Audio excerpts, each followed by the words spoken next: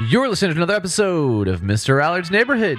This is the place where you're entitled to Brad's opinion.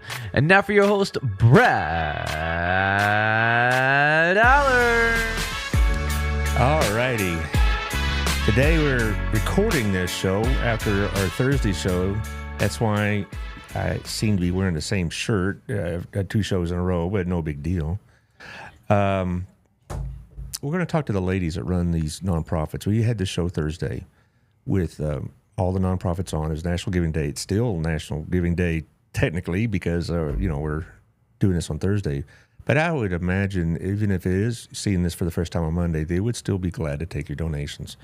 And they're all shaking their heads like, absolutely. Don't say, oh, I missed it, therefore I'll see you next year. No, it doesn't work that way because the needs are 24/7, 365. But I thought it'd be interesting just to talk to them about running nonprofits and the issues that they confront and the personal side of it, because we think they're all going to be driven by goodwill and enthusiasm and they just love what they do, and they do all that, but there are some days that are harder than others. And I think as a community we need to understand what it takes to make these things happen. They certainly don't just happen on their own. It takes a committed group of people, the leadership on down, to make all this happen for our community. And I've said this many times, we are very, very fortunate as a community to have these kind of programs going on. Taylor, if you put the slide up for the sponsors, I'll just briefly show them because they're the ones that are making this possible for us. All these people here are not just supportive of Mr. Allard's Neighborhood, but they're supportive of these particular programs and particular outfits. And it means a lot to them to see them succeed. And it means a lot for them for the word to get out. And as far as today's format, I'm just going to ask a question. They're going to pass the mic around. And my only request is with Ms. Schwartz here, limit her to 30 seconds or less. Because she's going to get up there and go, am I on? Okay. All right. All right. So my first question is, why did y'all get involved in nonprofits in the first place? Y'all just pass it around and talk about it. Do you want to go first or me? Mm-hmm. I'll go first. So I was a student at UT Arlington in the School of Social Work getting my master's degree, and I needed an internship to complete that. And so that brought me to Reach Council. And I'll be honest, when I looked at their website and looked at what they did, I was like, why did they assign me to this place? But now 3 years later, I'm here and I love it. And I totally love what we do. And it's really amazing being able to give back, especially because I grew up in Johnson County. So coming back and giving back here is amazing.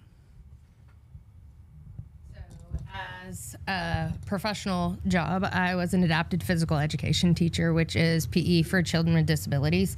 So that is my background in kinesiology. But also I grew up with a mother who has multiple sclerosis and a father who had muscular dystrophy, being in a wheelchair. This is my heart and soul. But as an adapted physical education teacher, at the age of 21, 22 in the state of Texas, people with disabilities, children with disabilities, age out of the system. And a lot of times they end up going into group home facilities, rehab facilities, or within their own houses. There aren't a whole lot of options for them past physical therapy, occupational therapy, as far as being able to be mobile and doing basic things of like getting out of bed easily, getting off the toilet, and not having to have a caregiver or a parent constantly help them with everything. And so I created Fitability to kind of bridge that gap and create this nice little life of living in strength and mobility. Well, that's a good thing. I started out in 1993 working at a camp, a YMCA camp, and really fell in love with camping. Switched my degree to outdoor education. I had been in social work, and actually ended up in an adaptive program, took the management route, and somehow, that just, it just naturally fed into nonprofit. I didn't ever make a conscious decision to get a nonprofit. It just was. Because most camps are nonprofit, and my first job was with the YMCA out at Camp Carter and running their outdoor education program, and then it just grew, and I stuck with nonprofits, and here I am today. So I want to say I didn't choose to work in nonprofits. It happened because of my son, being diagnosed with autism and us not being able to get government assistance because we made too much money, and yet we didn't have enough money to pay for things that our kid needed. And then just as we've grown, so we founded the organization when he was 3, and as we've grown, seeing the needs or the lack of resources that are there and creating what these families need to have a better quality of life. If I remember right, you just barely missed the qualifications. $21 a month. Right. Yeah. Right. $21 a month. We did not qualify for Social Security. So, and that just kind of, it's the way of it. If you're middle income, that's kind of the way life is still. So anyway, I got tossed into it. Well, all of us have talked on the show about how a lot of the people y'all deal with have jobs, and they work, but it's just so difficult to put it all together financially. So, we've had several of those type of conversations. I'll call Joe and tell him to get his act together. Yeah, that'll work. Okay. I'm Kara with Chisholm Trail 100 Club, and I kind of came about this to the nonprofit world a little bit differently, maybe than some of you. I was actually in corporate America for too long. Anyway, I retired from corporate America and was living my little retirement gig and just living my best life. And one of my friends called me one day, and he was on the board of directors for the Chisholm Trail 100. And he said, "Hey, we need somebody. Our executive director left. I know you project manage. I know you do all these things." And I'd always been involved with community service and working in a variety of ways and volunteering with community service groups and different activities and things like that. And he said, we need an executive director. We know you could do this. Would you be interested in talking to us? And I was like, really? I'm loving my retirement gig. I'm really liking this. And when I was in corporate America, I had a very global role, traveled the world, was very fortunate with that. And when I retired, I said, I'm tired of this. If I ever get another gig, if I ever do something different, I just want to hear Texan. And I just want to be local. And I thought about it a little bit. I prayed about it and called Larry back, and I said, you know what? I'll come talk to you guys. I know it's a good cause. I love first responders. I love what they do. I want to hear a little bit more about the organization. And I walked into the room that day, and there was about 12 of them in the room, and it just didn't get more Texan or more Johnson County than that group of guys sitting at that table. And I was like, you know what? I think this is a God thing. I think I can use my resources, my talents, my abilities that I've been given to help something bigger than me, to give back to the first responders that give of themselves every day. And it just seemed like a really good fit. And I've been blessed every day to be able to help and use those resources that I was given. And I've never thought of it as a job. I've been with this group for almost 5 years. Next month will be 5 years. And it's been a true blessing. And I just feel very blessed that I have the opportunity every day. So I'm going to agree with Boltinghouse. Sometimes you choose a path and sometimes it chooses you. I often say sometimes you're empowered by the Holy Spirit and other times you're victimized by him. But years ago, I really just had a passion in working with youth and young moms and being able to see the transformation that the gospel applied practically and relevantly, really coming alongside somebody and not just ministering the gospel to them, but ministering the full gospel as far as what does that look like, not just ministering salvation to them, and really began seeing the transformation that it could make in somebody's life, whether it's in their business, whether it's because they're in poverty, or whether it's in their marriage, in their parenting skills, all of those things. And so that's really where Crazy 8 Ministry started, was a discipleship ministry where we wanted to come alongside people and really empower them in whatever season they were in. And then we began to see that people didn't just need help mentally and emotionally, they needed practical help. It's easy to be depressed when you live in your car. And so I really kind of caught myself walking around, kind of shaking my hands going, man, somebody ought to open a housing transformation program.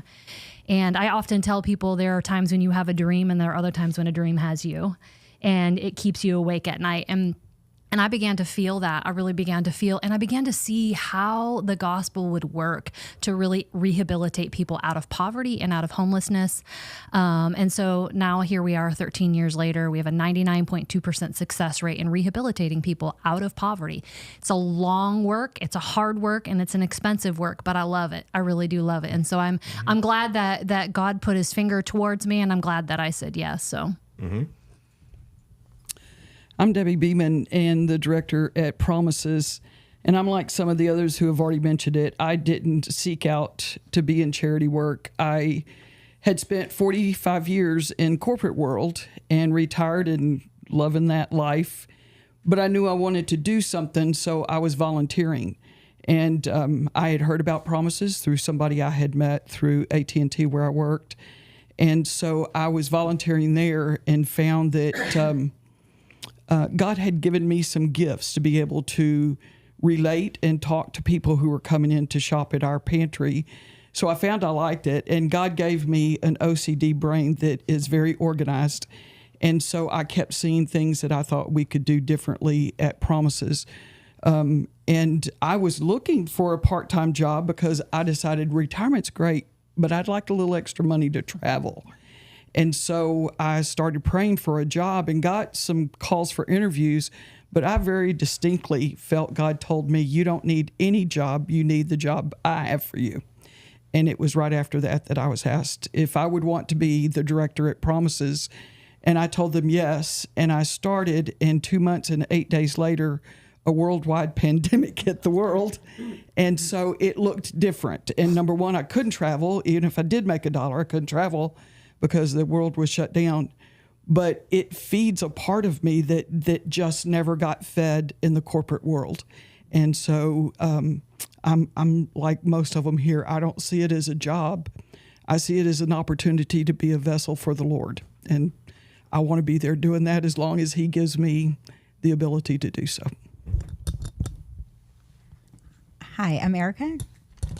It's the other one. Okay. I didn't choose to come in nonprofit either. I was actually in healthcare and realized I was experiencing burnout, and I just couldn't be there anymore. It was taking way more than I had to give. And I had a friend that it just so happened everything fell in place. And like some had said, it felt just like a calling. And so I prayed about it, asked my family about it, and my husband was like, what? You're going to do what? Mm-hmm. He was kind of used to my causes by then. I'd always volunteered at different times for different things and always getting us into something else, as he says. But I found this job, and I absolutely love what I do. And it has been so much more rewarding than healthcare, surprisingly. I've actually gotten to see a lot of the benefit of some of the work that we do, and that's been amazing. Okay, you're next. Okay. I started volunteering at Burleson Pregnancy Aid Center in 1998 because I was going to save the babies. Mm-hmm. And I didn't realize that God intended to save me from an abortion that I had in high school. I didn't know in 1991 that Burleson Pregnancy Aid Center existed.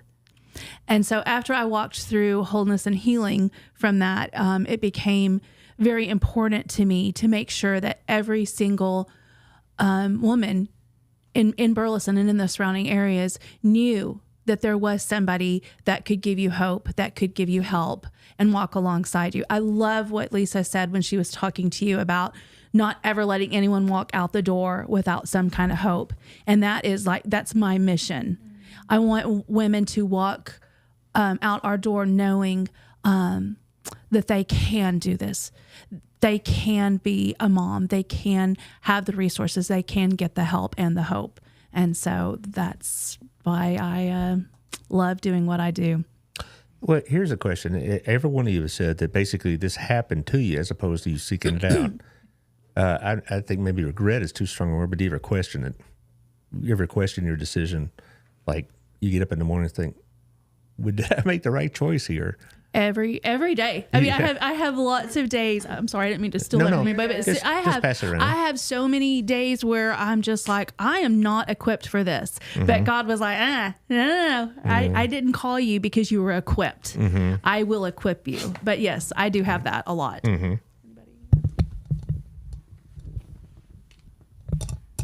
I would definitely say, I mean, when I came to Harvest House, at least, that was definitely God saying, here. There's a big, long story around it, but I actually went and bought the book, God Calls, what is the book called? It's basically about calling the called, not the qualified, because I had never done this level of work and really just felt like I was a fish out of water, and it was crazy. But the Lord just, same thing, you know, he showed the way, and that was the only way it could be done.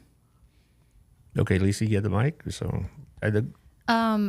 I maybe am the extraordinary one. I really, truly feel the call on a daily basis. I have to, and I guess maybe that's my survival skill, where I just really every day really ask the Lord to saturate with me with the reward of the kingdom. And I feel like I was just trying to think. At first I was like, yes, of course. And then I was like, no, I don't think I really actually have. And that's not I think it would be more normal, right? To kind of have those days or those regrets.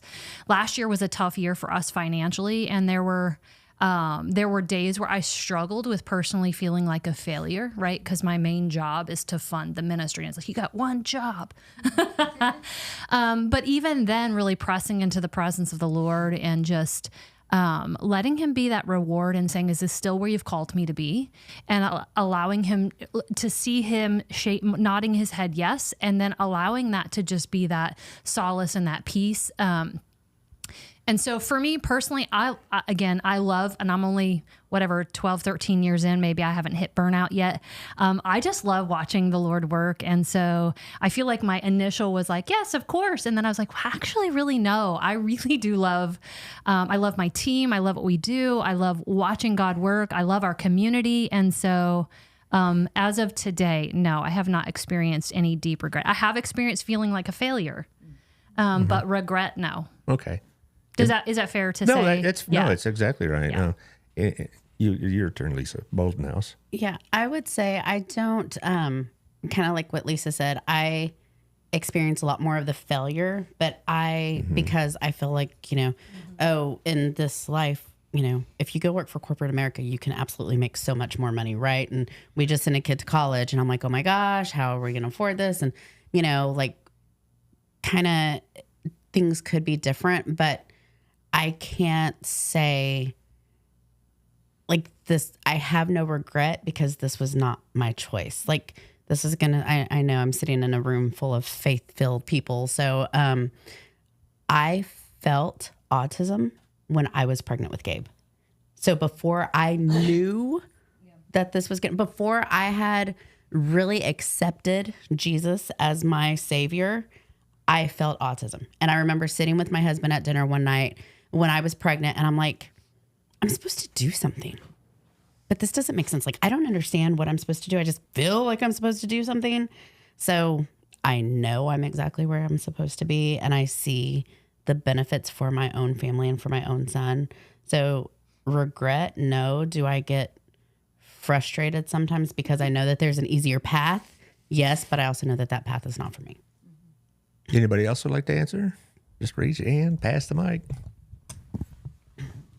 So I'm going to say I'm a little bit different. So it's kind of a two-part. So do I regret necessarily starting the business? Yes. Do I regret what the business does? No. I would still do this business at the Brick. I would still serve the clients that we serve. It would be 100% on me and not on everything. However, the bookkeeping, the constant asking for money, all the backlog, the trying to find people to provide the services that you provide, to basically show your passion and make other people feel the same way as you, that stuff is hard, as you all know. So that part, but the actual stuff, the reason I started it, no, I don't regret that at all. Anybody else? Okay. Here's another question that, it must be fatiguing to be constantly having to worry about financing.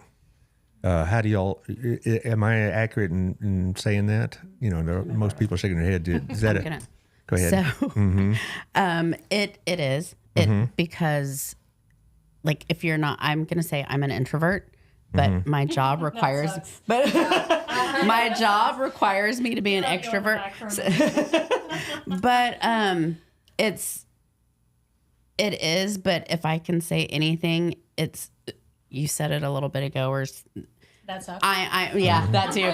But I actually just joined a small group at church, and I am now like trying to really focus on, let's not be fatigued. Let's remember that, we are currently, I am an heir to the throne, and let's live in the joy and in the what is now.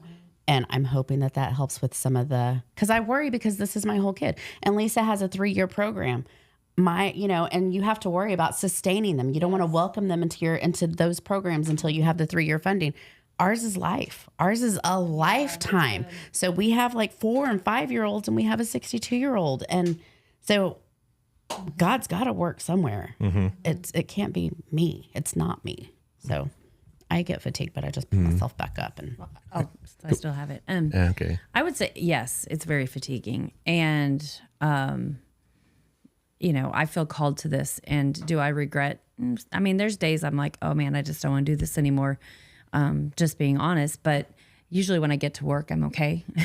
But the reality is we have lives outside of these lives. And when we're dealing, I know that you all deal with similar things. So, you deal with people who are struggling, and there's so much, and you do feel the burden of, hey, I've got to keep this organization going. I've got to make sure my staff are representing us correctly. I have to make sure that this community likes us and trusts us. I have to make sure that our clients get what they need.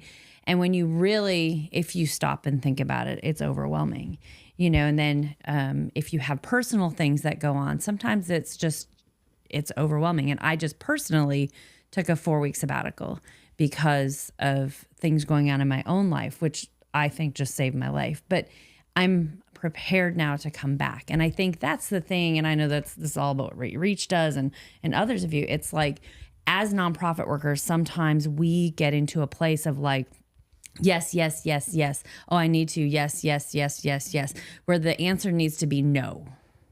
I'm done working at 6 or 5 or whatever your time is. I don't start working. If you email me or text me, I'll talk to you tomorrow, unless the building's burning down. Because the reality is, it's more about boundaries than that this job is so fatiguing. And so that's what I have learned from my sabbatical. And I'm saying this to all of my friends here, like, set the boundaries. I mean, I went to my board and said, look, I'm not answering calls after this time. If you email me, or if I email you because something comes in my head, I don't expect you to respond. If it's urgent, I will contact you in a manner to know that I need you to contact me back. But it's just setting boundaries with our partners. And these are our work-life boundaries, because we can. Since we've started getting these smartphones, everybody thinks, well, just because I can contact you, I'm going to. And the reality is that is not healthy. And I think nonprofit workers, we work in a space that we almost always need more people. And somebody told me, I've never worked in corporate America, never. So I have no idea. But and not that those jobs aren't busy, but I've been told by people who have worked there, they usually have the ability to have staffing that matches some of their needs. Maybe that's not true. I don't know. But I just know that for me, you always wish you had one more person here, or you wish you had somebody, or all of those things.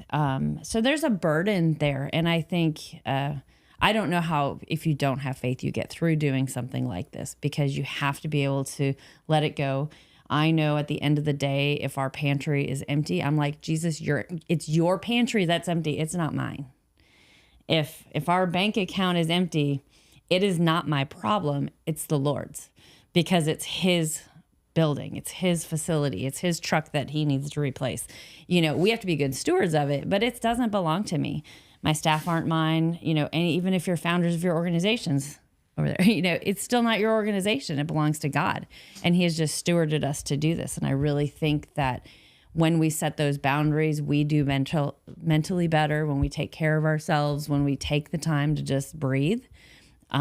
We can do it long term, but so many people in the nonprofit field, normally 3 to 5 years in a job like this is all people last. I've been here 7, 13, 15.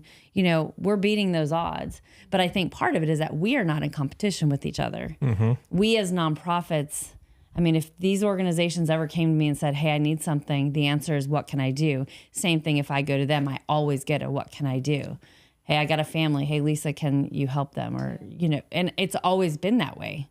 And well, even on a personal level, beyond service, Yes. I've had multiple lunches with multiple people in this room, and just to pray with them, and you know, they're going through a rough season, and to encourage them, and that's a part of what we do, not just supporting services, but supporting each other personally as well. So. And it can totally get exhausting. I mean, I agree with all of you. There's some days it's just like, wow. And we've all learned to set those boundaries, and you have to learn them very quickly. But I think in the nonprofit world, it can also get pretty lonely as an executive director. It sounds like most of you have staff. We're in a position that I'm the staff. And so some days it's just like, man, I just wish there was somebody to talk to about this. We are here. We are here. We are here. We're going to Fajita House for lunch. But you know, one of the things that I've learned is that I just have to remind myself of why I took this in the first place. And that was because of the mission. And that was because it's something greater than me. It's not about money. It's not about the recognition.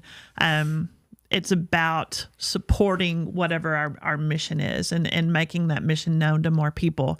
So yeah, are there great days? For sure. Are there days that you kind of feel like, pardon me, crap?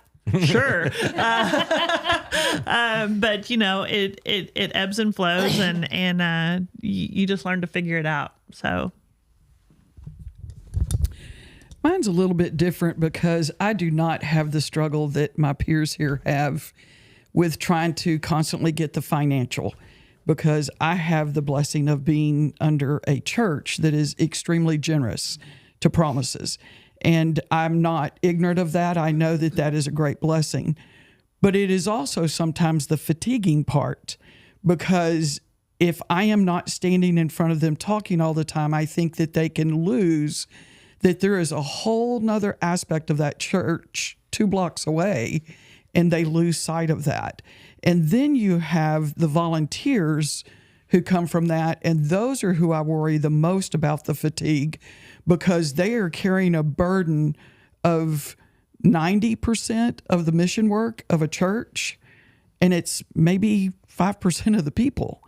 And so you have them, and they want to do it, and they want to love. But to be honest, I know, I think it was Lisa who said that she every day is praying for that. My prayer every day is God gives me discernment, and that God will not let my heart grow cynical, because there are people out there who would take advantage. But by far, the people that we are dealing with, I know for me, for Jennifer, I talk to the most, I'm sure for the rest of you, it is people who truly need a way that they can get beyond where they're stuck. And they certainly need hope, because most of them will tell you they are believers, but they're living a life with no hope.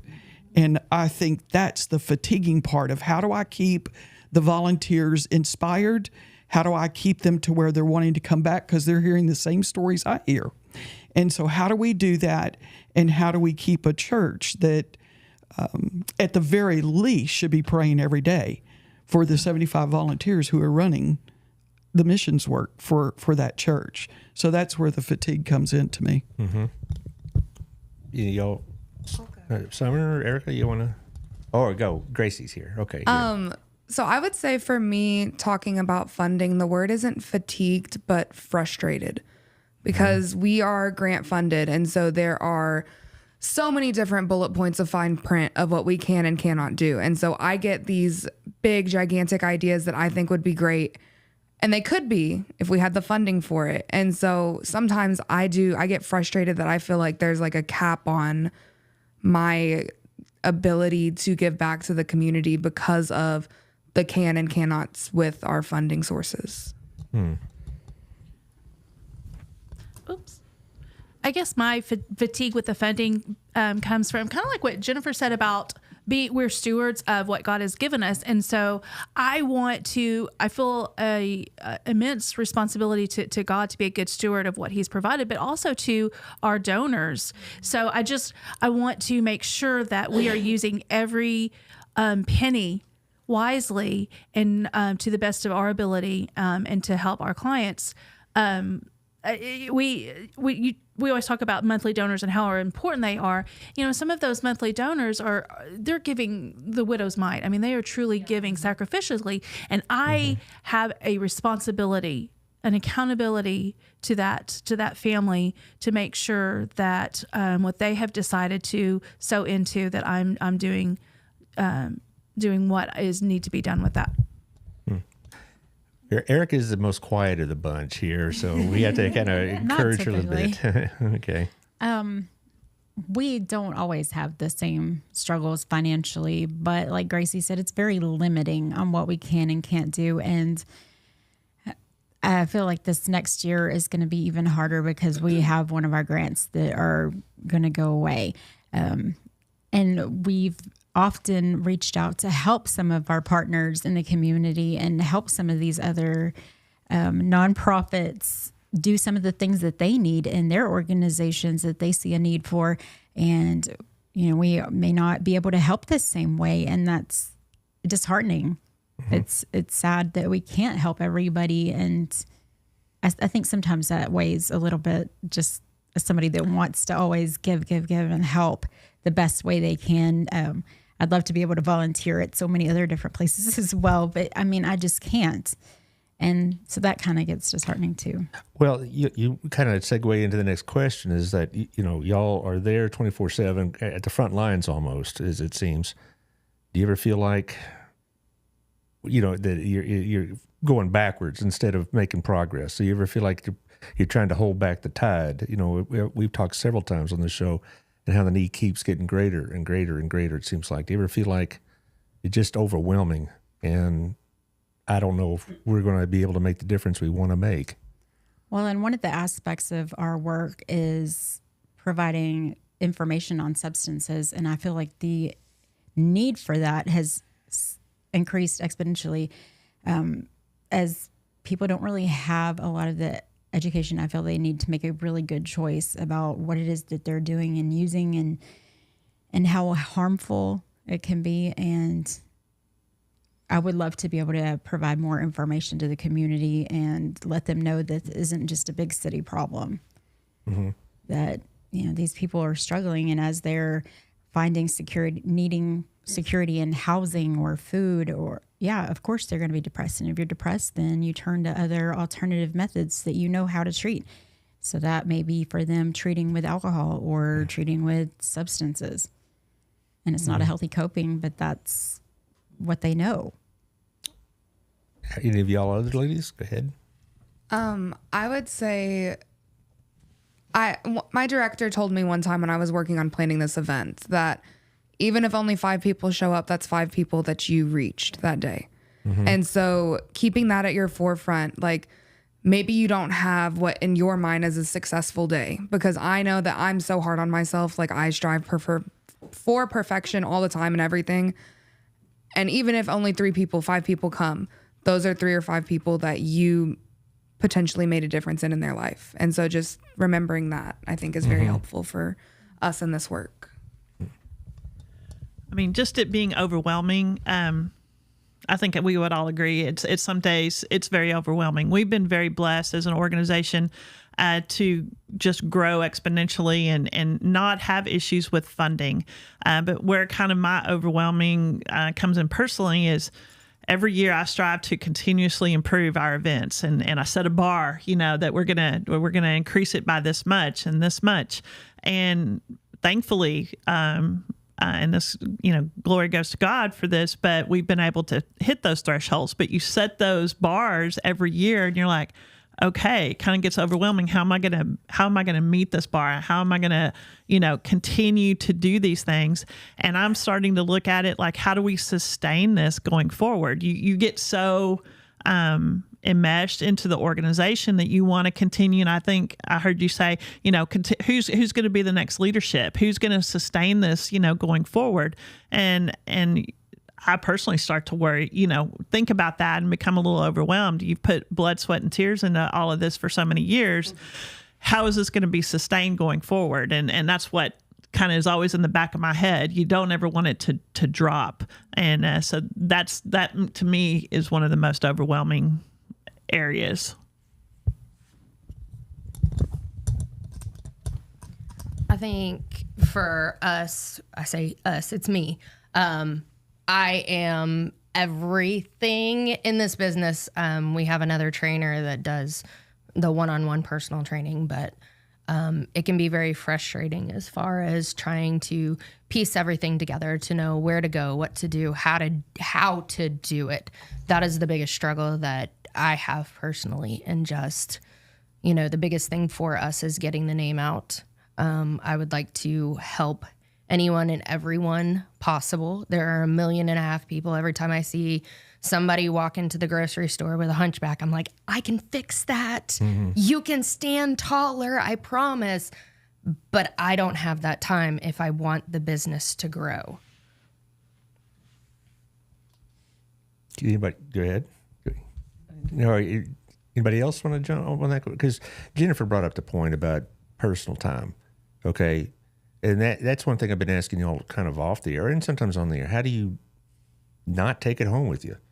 You see people that need things and need terrible stories. I'm about to be evicted. I don't have any food. My kid doesn't have any shoes, whatever. And you could do what you can, but you don't have unlimited resources. How do y'all separate yourself from that without let it just bring you down? I think the first thing you have to realize is that we're not here to save the world. We can't.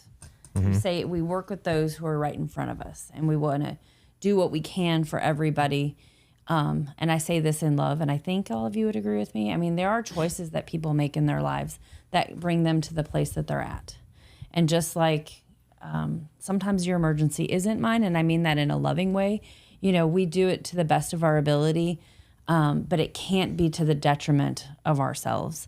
And so if a person would come to Harvest House after hours, we would give them enough food for just overnight so they wouldn't be hungry, and we'd ask them to come back during our regular hours. And we do that in our resale store. I mean, we have emergency stashes in different places because it doesn't happen all the time, but it happens enough that we need to have something like that and be aware of it. But there's just a reality that we do have hours. These are our hours. We love you. We want you to come back. If it's really an emergency, we'll send them to the police department. And if it's really, really an emergency, they will contact us. And so that's kind of how we manage that, because we have to, because it always happens at 3:00 on Friday, just in case you want to know. That is when it always happens. I don't have a place to sleep this weekend. And it's like, you've known you were getting evicted for the last month, 2 months, 3 months, 3:00 on Friday, when we are just locked our doors, well, whenever it is that we lock our doors, isn't my time to just stop. We have in the past, and there's been times where it's ended up into late night on Friday, and it's like we finally said no more, because that's not fair to our staff who have just worked a long week. And in order for us not to take it home, we have to have some self-care and boundaries. So we will help you as much as we can when we can. But truly, if it's not, there is the police department. They are open 24/7. Mm-hmm. Anybody else? I think with me, it's just a little bit different. I take it home. I live with our need. And so even when I try to separate myself, my mom and my business mind intermingle. So, I told you all a little bit, taking Gabe to HEB last night or yesterday afternoon to go look at jobs. And in my head, I'm like, there are so many other individuals that are capable of doing things, but we have so much educating of local businesses and other organizations and the community in general to be able to welcome these individuals in. So it's always like, okay, and I know we can't help everybody. I do know that, but we have to prepare for those who can help. And that driving force sleeps a few doors down from me. So it goes home with me. I lay in bed with it every night. Yeah. Yeah. Jennifer mentioned self-care. What do y'all do for self-care? You want to go? Sure. I read. Read. I read and go for walks. And Yeah, I work out. I love to hit the gym, but I also go to bed. I go to bed at 10 o'clock every night. People are like, oh my gosh, you do so much. You have so much energy. And I'm like, yes. And they're like, how do you do it? And I'm like, I sleep.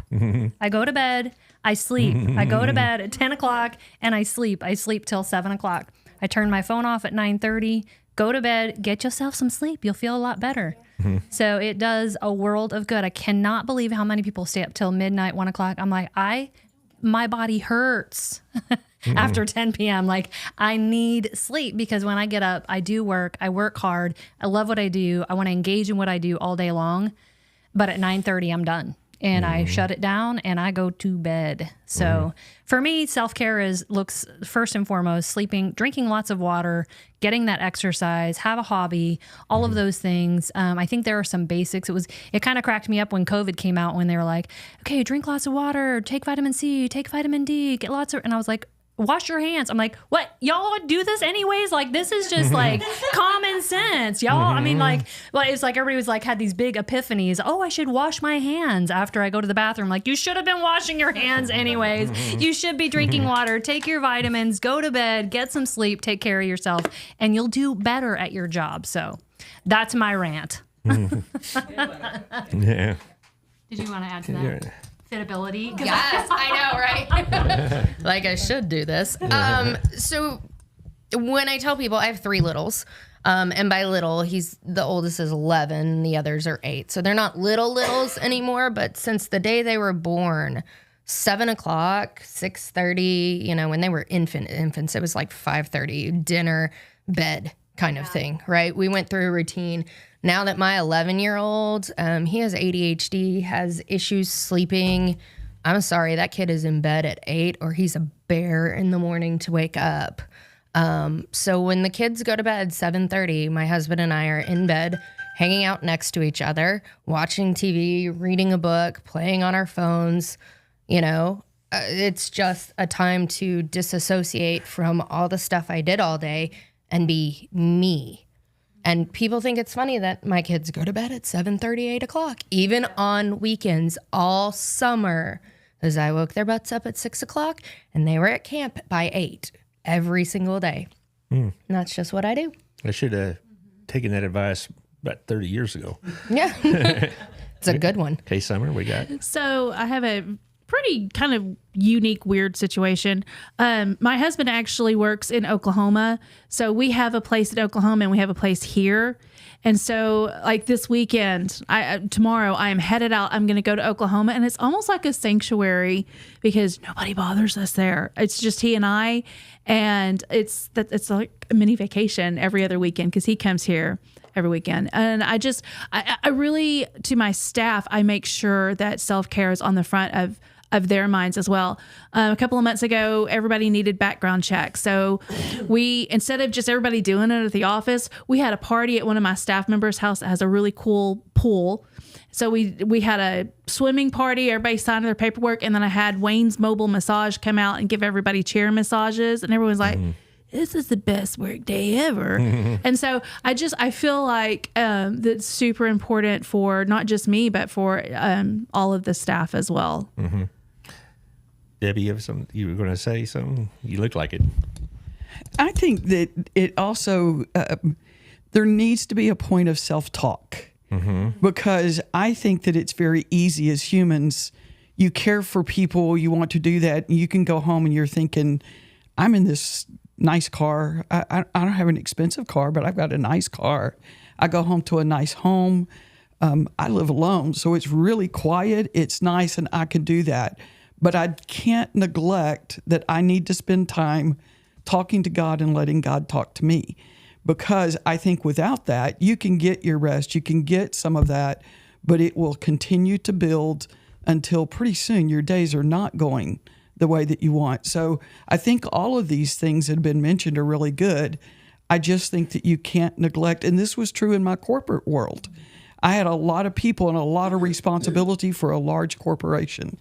And I think I could have been easily overwhelmed if I neglected that Debbie needs to spend time, because nobody's going to listen and love me the way that God does. I've got friends that I talk to friends, but bottom line, I've got to spend time in prayer, talking to God to make it work. Yeah, I'll add to that. I say to my staff all the time, remember, no one can pray for you the way the Holy Spirit can. So make sure you sit in his presence and let him intercede for you and with you. So we have a prayer time on Tuesdays that we start out with, and we pray for each other and pray for our residents and however the Lord leads. But at the end of the day, nobody can pray for you the way the Holy Spirit can pray for you. So you've got to just create room for that and allow that encouragement. And I mean, that's what the scripture talks about, that the Holy Spirit prays for you, that Jesus is ever interceding for you. And really just creating that space to sit in that space is so powerful. It really is. So I appreciate you bringing that up. Mm-hmm.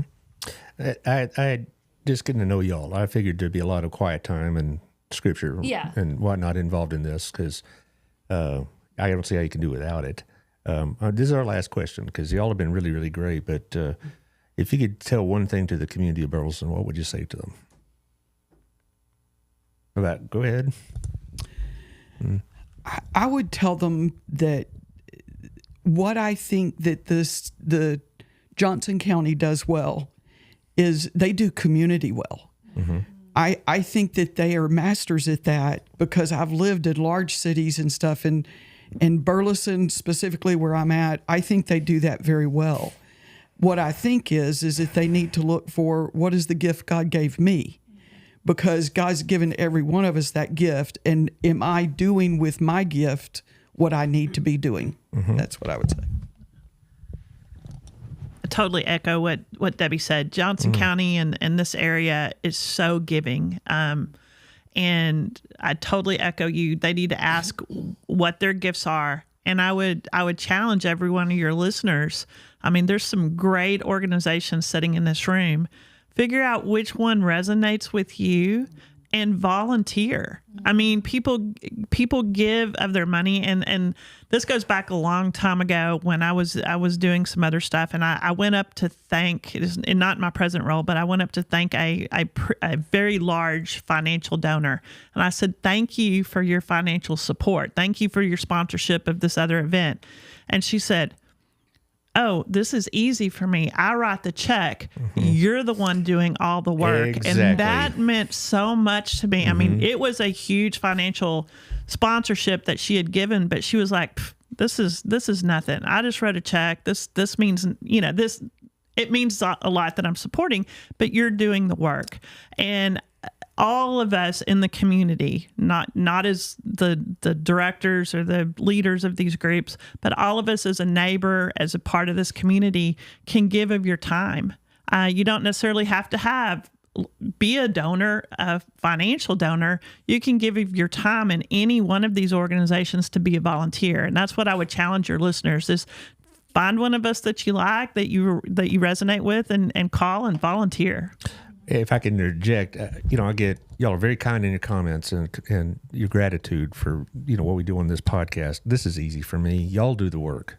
I mean, y'all get up in the morning. Y'all see the people across the table and look them in the eye, and I get to sit here in this chair and get blessed by it.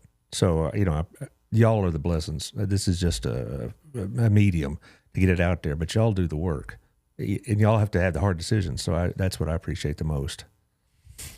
I would add one other thing to that, because we need a lot of volunteers at Promises, and overall we have about 75. When we went back to self-select after the pandemic, our volunteers had all changed. The ones that used to volunteer had stopped during the pandemic, and we had all new ones. And they were petrified to go back to that self-select where they were going to be one-on-one with that neighbor coming in or the client coming in.